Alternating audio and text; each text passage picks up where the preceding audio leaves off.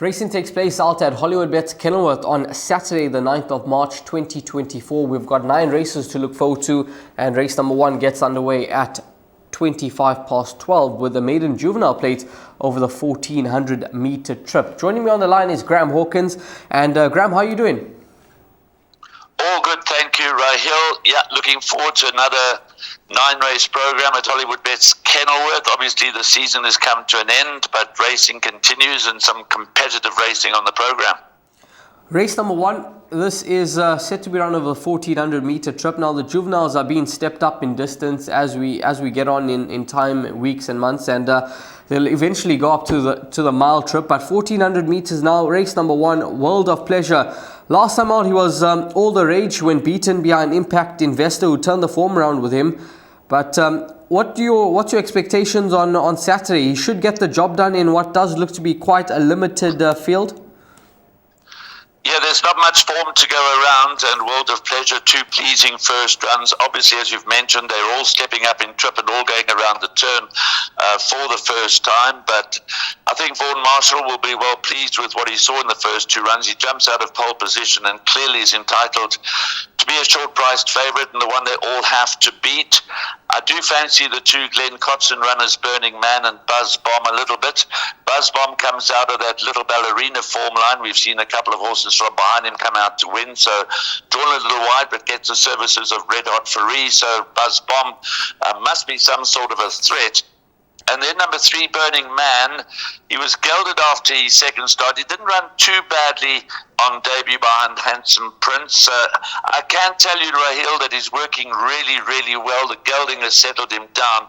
I'm not suggesting that he's going to turn over the favourite World of Pleasure, but number 3, Burning Man, certainly one that you've got to throw into your trifectas and quartet. So World of Pleasure for me to beat him, Buzz Bomb and Burning Man.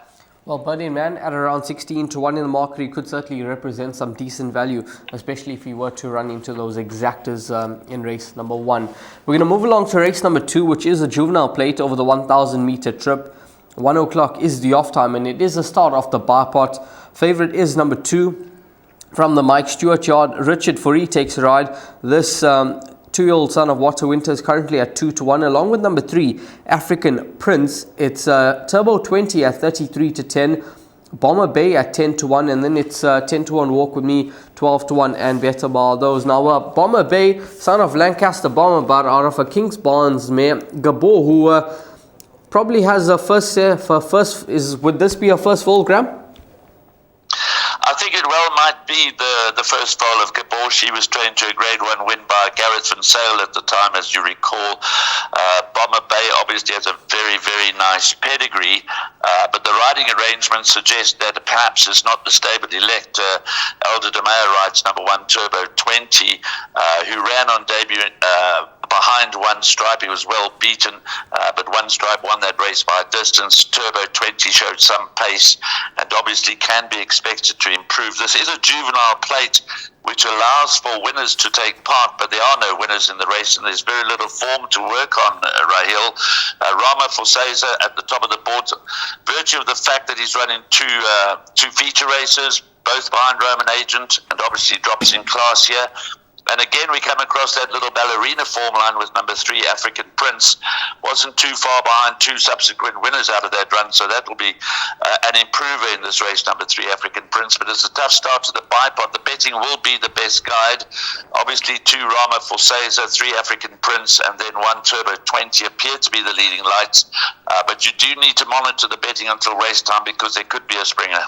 Yeah, it's certainly a race where one of the first-timers could play a leading role, and the one that is most prominent in the market, well, the 2, it's numbers 5 and 6 at around 10 to 1. But let's see how race number 2 does unfold. It is the start of the bipod. Race number 3, which is set to be run over 1400 meters. The start of the place accumulator, 13:35 the off time.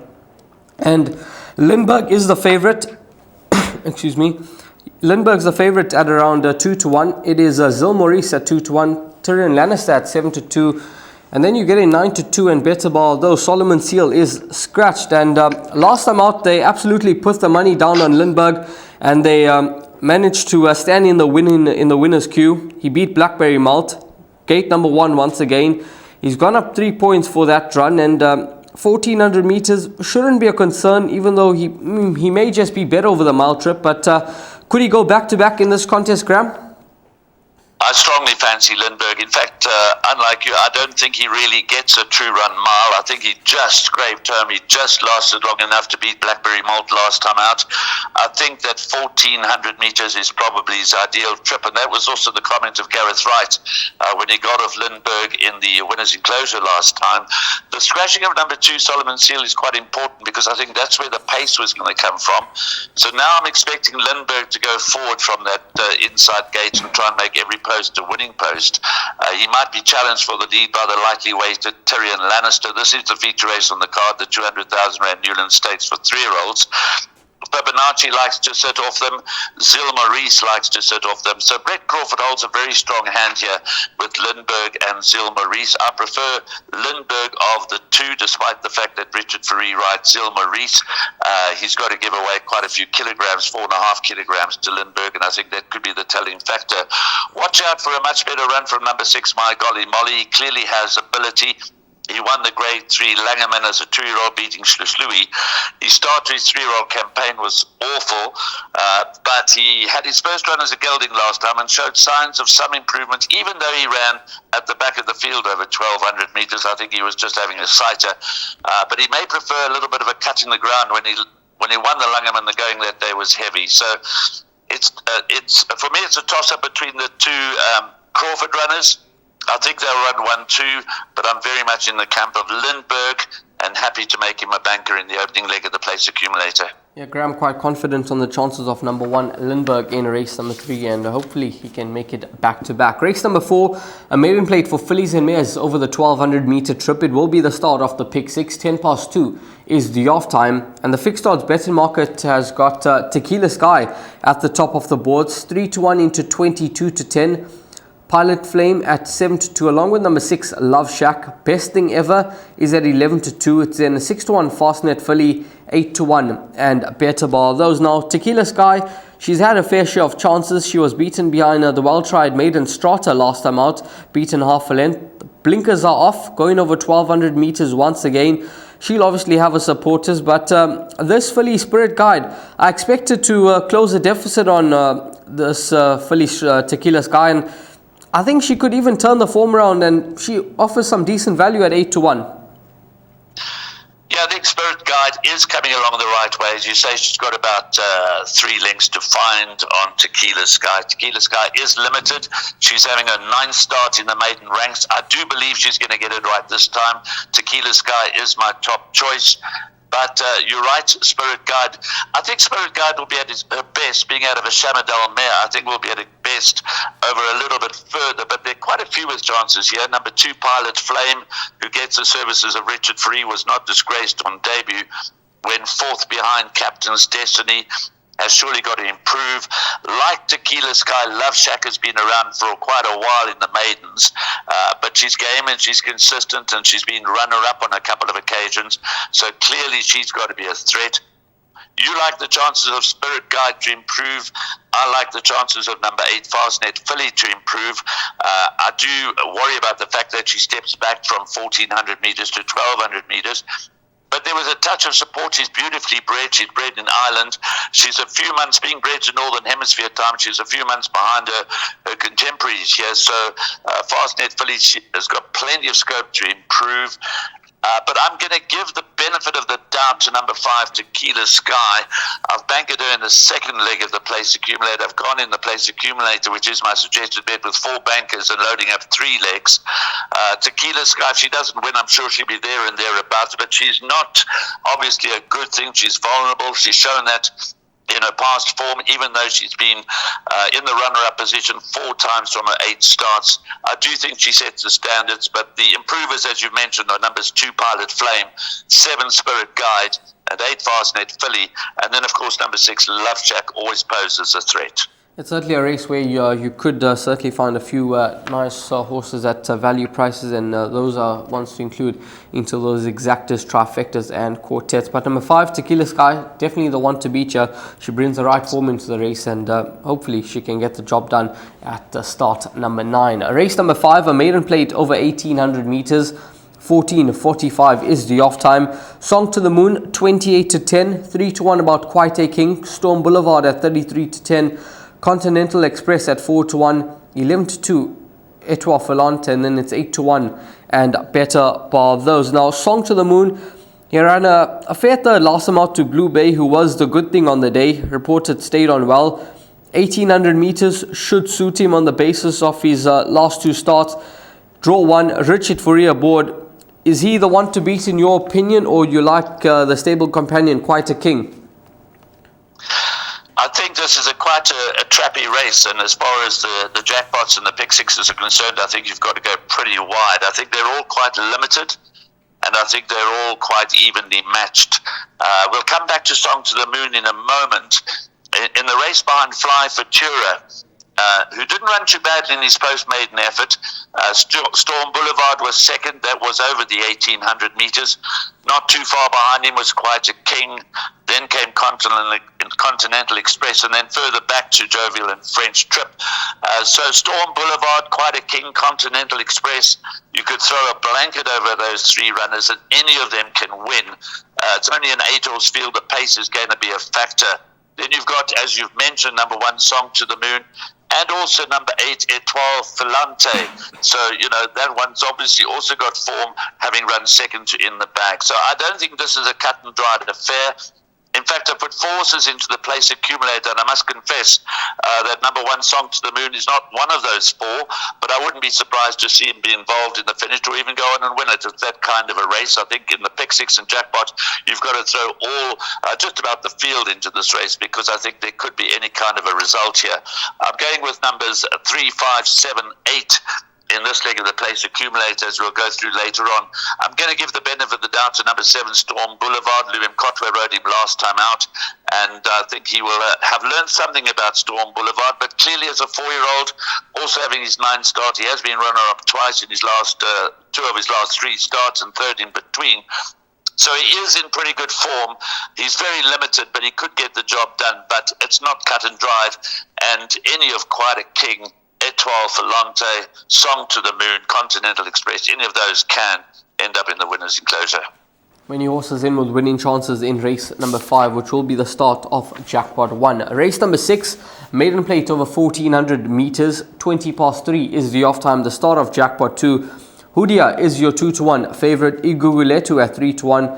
Montlucier at 33-10. It's 8-1 Cosmic Rhythm, 14-1, and Better Bar those. Now, I've been waiting for Hudia to go around the turn. He goes over 1400 meters, and Graham, in my opinion, I'm happy to take my chances and banker the son of Ideal World in a bet like the jackpot and the place accumulator, even the bar pot, because I think he's absolutely going to thrive over 1400 meters. You and I are definitely in different camps for this race meeting. I've got 5 horses in the place accumulator here, but I do believe that Hudia is the one they all have to beat. I was very disappointed with his last run. I know he finished behind Riverstone, 4 lengths behind Riverstone, who's come out to frank that form again by winning his first up outside of the maiden ranks.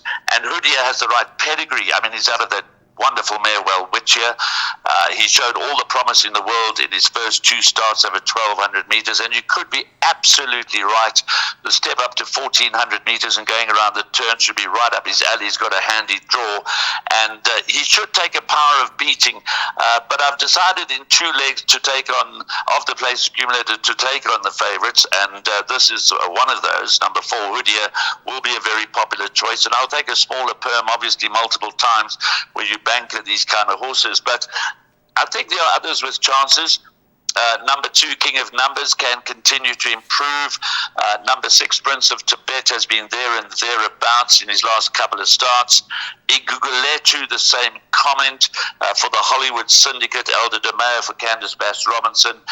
Number 12, Montrasier. They put the lights out on this horse last time out. It was a small field. It was a limited field. And he nearly landed the gamble. He was beaten only a neck by Indecent Proposal. Just how strong that form line is going to turn out to be is anybody's guess. And he doesn't have the draw in his favour. And then drawn even worse is number 14, Lord Say, who's also an import by Oasis Dream. He's got a wonderful pedigree. He's only had the 3 starts. I think there's plenty of scope for improvement. But you're absolutely right, Rahil. Number 4, Hoodia, sets the standard in a big way. He's the one to beat. And you could certainly get away with him as a banker in all exotic bets because he should really step up to 1,400 metres. Yeah, it's a race where I think if you look past number 4, Hoodia, you're certainly going to drop a lot of tickets in the exotics, and there could be a few horses at decent prices that could make their presence felt in a big way. And number 14, Lord Say, 14 to 1 in the market, well-bred son of Oasis Dream. He's definitely one to keep an eye on. Moving along to race number 7, a class 4 fillies and mares contest over 1,400 meters. 15:55 is the off time. Number 3, Wugug is your favorite at 33 to 10. Number 6, Go Like Flow at 7 to 2. Senhora Victoria at 9 to 2. It's Kawakazi at 5 to 1. And then it's 6 to 1. And better ball those. Now, Wugug went back-to-back straight out the maidens when beating Go Like Flow, who she meets once again.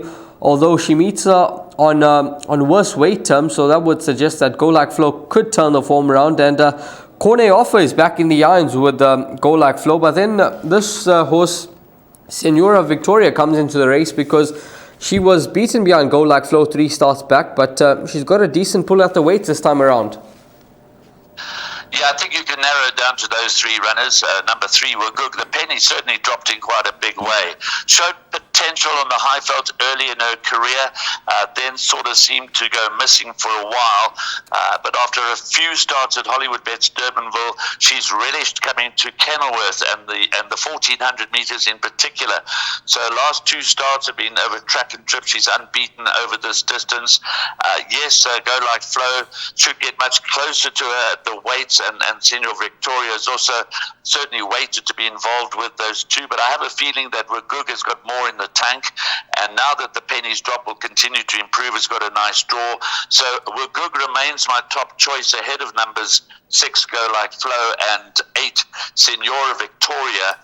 But I would certainly expect the winner to come from one of those 3 runners. I think the rest are going to battle, and I'm going to put my faith and my confidence and my hopes in numbers 3, Wugug, 6, Go Like Flow, and 8, Senhora Victoria. As far as the exotics are concerned, the pick 6s and the jackpots, happy in the place accumulator to take my chances, and banker number 3, Wugug. The way I've structured the place accumulator is to take a few chances here and there with bankers, and to take on maybe some of the more fancied horses in the other legs, hoping to get a bit of a dividend, and certainly also to double up a few times. I think a horse to throw into trifectas and quartets could be number 4, Green Valkyrie, because she's dropped quite a bit in the ratings. And having a look at her last start, the 400 to finish was done in a time of 21.8, which is quite quick. So if she manages to find her best form, now stepping up in trip to 1,400 meters, course and distance that she won a maiden over, she could certainly offer some decent value for those trifectas and quartets at around 25 to 1 in the market.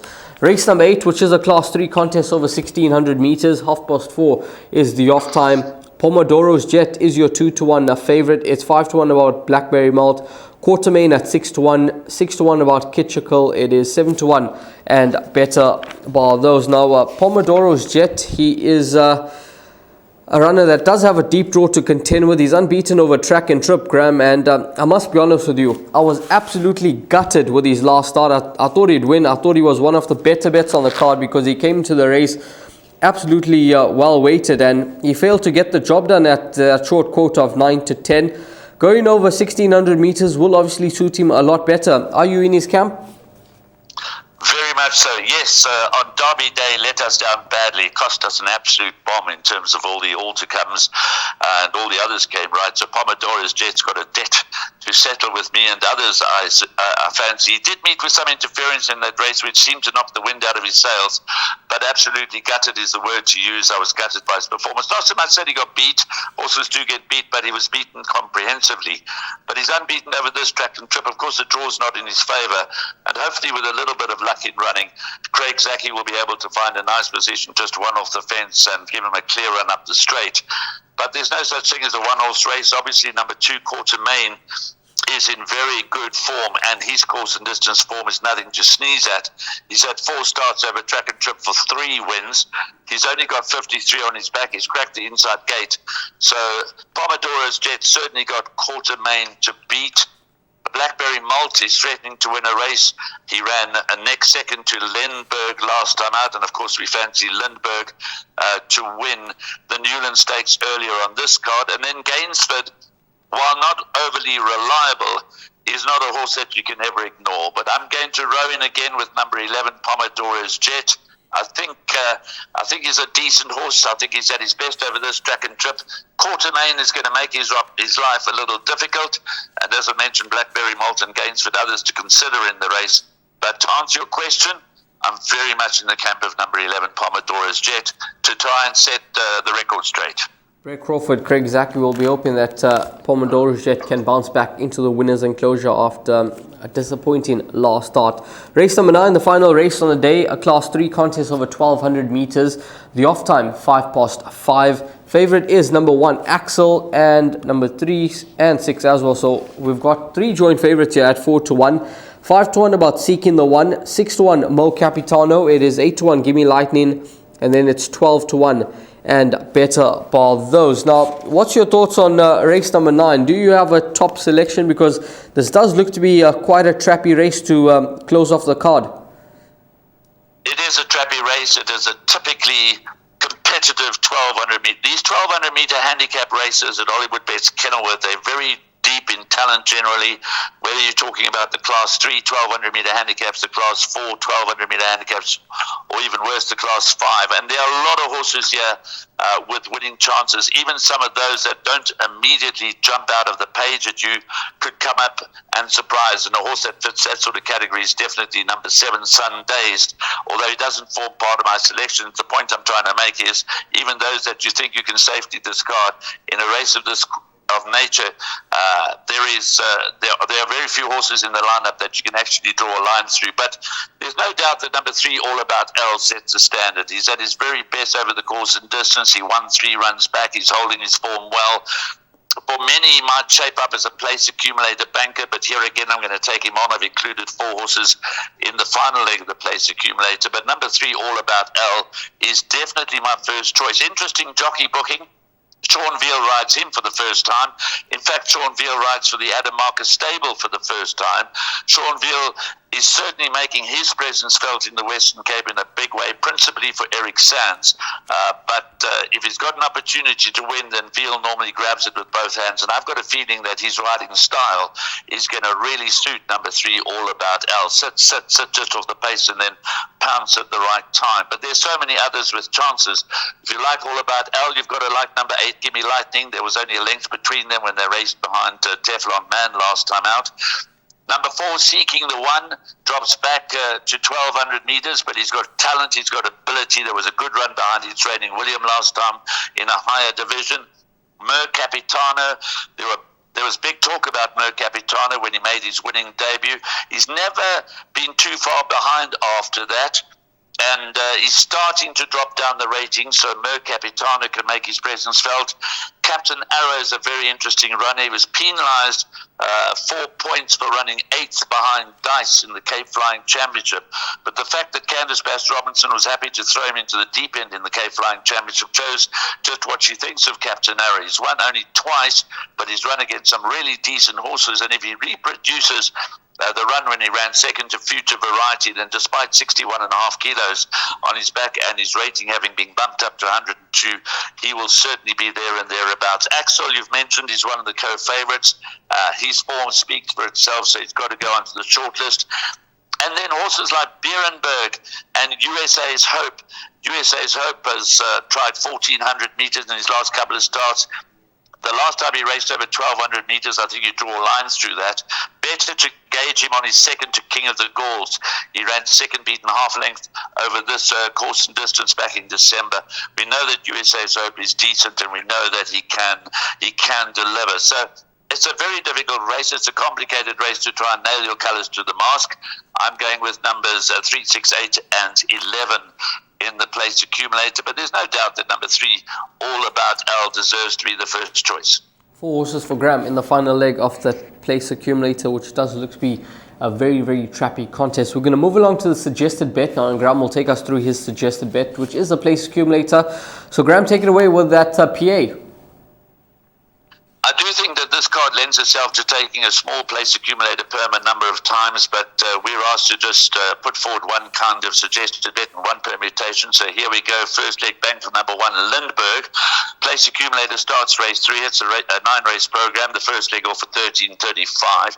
Then I'm going to bank a number 5, Tequila Sky, in the second leg. Third leg, I think this is absolutely a field race. This maiden plate of 1,800 meters can throw up any kind of a result. 3, Continental Express. 5, Quite a King. 7, Storm Boulevard, and 8, at 12, Filante. But certainly Song to the Moon comes into the race with a big chance. The next leg, I'm going wide to take on Hoodia in a smaller multiple perm. I will bank a Hoodia, but I'm going to take him on in the main perm, numbers 2, 4, 6, 7, and 12. Then banker number 3, were good. Take my chances there. Banker number 11, Pomodoro's Jet. I'm hoping he'll set the record straight for us. And although All About Al is very likely, if not winning, to run into the top 3, I'm going to cover off the last leg with number 3, All About Al, 6, Captain Arrow, 8, Give Me Lightning, and 11, USA's Hope. You can even throw number 1, Axel, into the mix as well. So that's my suggested place accumulator perm, and we look forward to another very interesting day's racing at Hollywoodbets Kenilworth. That place accumulator will cost you a total of 80 Rand for one full unit. And Graham's bipod arrived on Tuesday, and you managed to double up in 3 legs there, Graham. So it was a decent return on your investment. Yeah, it wasn't too bad. Sometimes we get it right, most times we get it wrong. But I think Saturday, that place accumulator certainly looks very attractive, and it could be the way to play the race meeting. Graham, thanks very much for your time. All the best. Have a wonderful weekend. And if you're going racing on Saturday, enjoy it.